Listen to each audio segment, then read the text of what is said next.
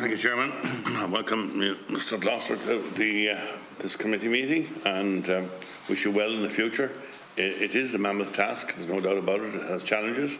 It has also opportunities, and I think that you have indicated that you're prepared to meet the challenges and overcome the obstacles insofar as can be done. I want to know, if possible, the degree to which you have identified the main issues that afflict the health services at the present time.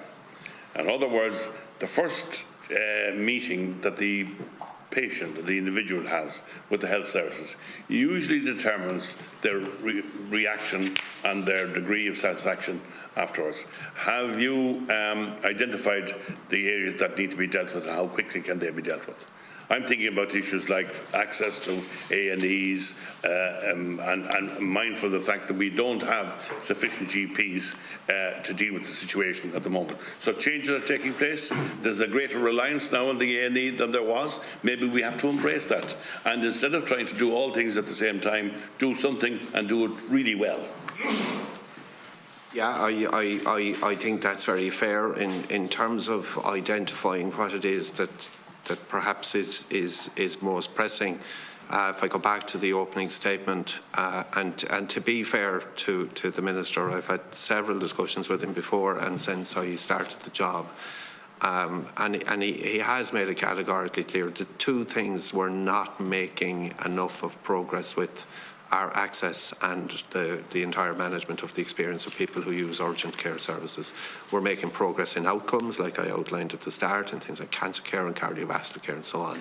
We're making progress in affordability, albeit I accept it's a long way to go with that from where we're trying to get to. We're making progress in some of the strategic parts around elective care reform, the consultant contract and so on. So a lot of progress being made, but ultimately for the experience of the patient and the public you're talking about, the places where we're at the most challenged are the parts where the system experience at times being completely buckled, and that's in urgent care in the emergency department and the waiting lists, and that's what the focus has to be on those.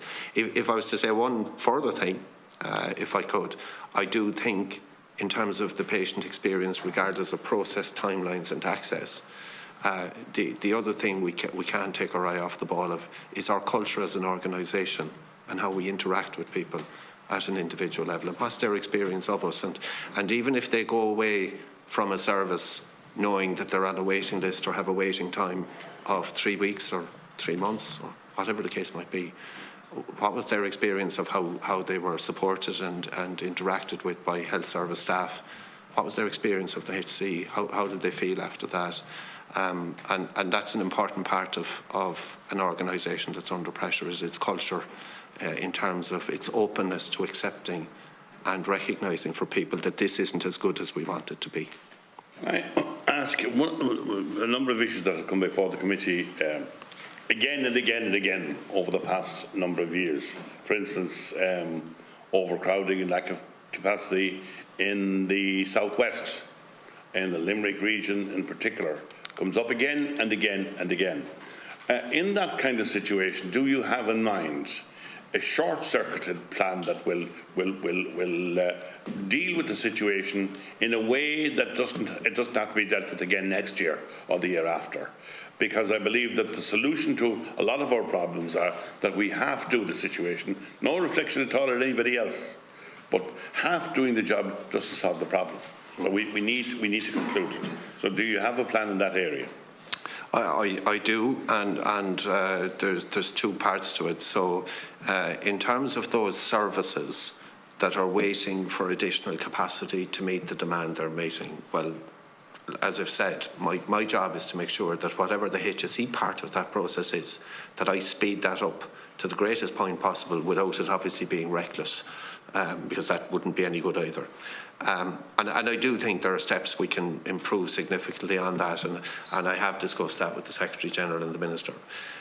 that will put other parts of the system under pressure to speed up their parts of the process as well. So I think improving the realistic informed hope of the public on the delivery of that additional capacity, like we talked about the bed situation, 1,179 delivered already, 200 more beds to be delivered this year. So rather than talk about maybe the X hundred other beds that somebody might think needs to be there, I've got to deliver on that, and I have to shorten the process to do that. So that's on the practical capacity side. On the process side, which Deputy Cullinan mentioned earlier, examples like Waterford, and indeed there are other examples in other parts of the country. On the process side, you're right. When we tend to focus on something, we see a bit of an improvement or kind of a quick improvement on a day, and then it's either back to normal or back to other priorities take over. And that's the piece where I think I can take that up a level and take it to a more consistent focus every day. And if I was to say to you that apart from the medium to longer term planning and change work that I have to do as the CEO, a significant part of my time already in the first 2.5 weeks has been focused on changing our entire approach to improving those processes as much as we can, as quickly as we can, and sustaining them and staying on top of them. So I've been having conversations every day for the last 5 or 6 days about the amount of people who were delayed in hospital in terms of their transfer of care out of hospital. One of the things that I've noticed over the years is the building programme. Yes. And we have certain elements of the building program, essentially ones the Children's Hospital, National Maternity Hospital. I presume plans are ongoing apace for that, because one of the things that I've been told again in relation to a very current issue in relation to housing a number of years ago, and I went to ministers and I went to secretaries general and I went to various people who were in position to help.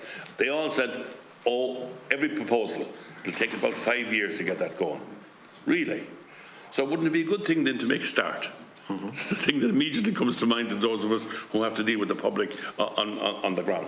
So I want to put in the last series of questions the hospital building programme. For instance, it affects my own hospital in Naas, which has an ongoing upgrading programme for years. It takes a certain number of years. So if it doesn't start sometime, like planning permission will lapse and so on and so forth, and we're not going anywhere fast.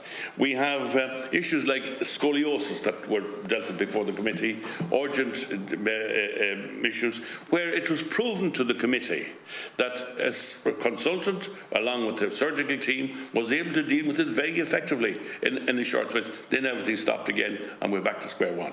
We have had the degree to which the HSE is relevant throughout the regions. And this again comes up to the capacity and so on and so forth.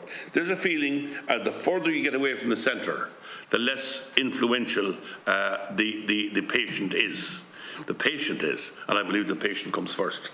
And there's also the question about the structure of the board. The board of the HSE, how do you hope to relate to it and work with it? And I know you've mentioned something along these lines already. We believe that in Sláinte Care that was a basic fundamental, the extent to which the regions saw the board as being relative to their position and how influential they are. Now, it's a simple thing, as you do know, it's not rocket science. It's a very simple thing to ensure that the board is relevant, that it reaches down to the regions, and that the regions reach up to the board. And that they have access there too.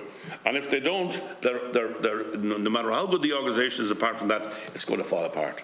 So the last point I want to mention is that we will support you in every way possible. We will be critical but fair. We will try to reflect the views of our constituents, and not saying that the constituents are always right. They're not always wrong either. And we need to remember that. So in the future, we wish you well. If I could have a quick answer, if possible, just to those issues. And time has run out the last minute. Thanks very much, Deputy. Look, I think in the overall context of what you're saying about timing and delay and process, that goes back to what I said. My job is to try to reduce in every way I can, without being reckless, the time it takes the HSE to do things. And whether that's in a building programme or whether that's in response to a surgical demand improvement like scoliosis, I have no dispute with the observation that you're making. In relation to the board of the HSE, I have my first board meeting on Friday week, so I'm very much looking forward to working with them. I met every individual member of the board of the HSE before I started, and to be fair to them, they have done enormous work, I think, since they were appointed in 2019, late 2019, coming through and guiding the organisation through the pandemic, and still guiding a lot of detailed improvement work that's required for aspects of sláinte care and other things. In terms of myself with the board and relating to them, I have had significant discussions with the chair and all of the members. The one thing I've asked the board of the HSE to do is to ensure that I'm appropriately held to account for the job that I do. And things like connecting the regional leaders and regional chiefs to the board. I'm already having discussions with the board. The board has 5 subcommittees to do specialist focus on its work. All of the people who generally support that work are from the centre of the HSE, and I have some final discussions to have with the board about bringing in some of the regional people into that, so that the board has direct visibility of and information on and insight into that real lived local regional experience. So I certainly intend to drive that and improve that. And ultimately, if we move to 6 regional health areas with 6 chiefs, I would expect they'd have a very active part to play in the board processes of the HSE. And I think, to be fair to the board members, they would very much welcome that. They are a very active board that are very interested in what the experience of the public is of this big organisation of 140,000 people. Thank you, Chairman. Thank you. I'm going to move on to Senator Martin Conway.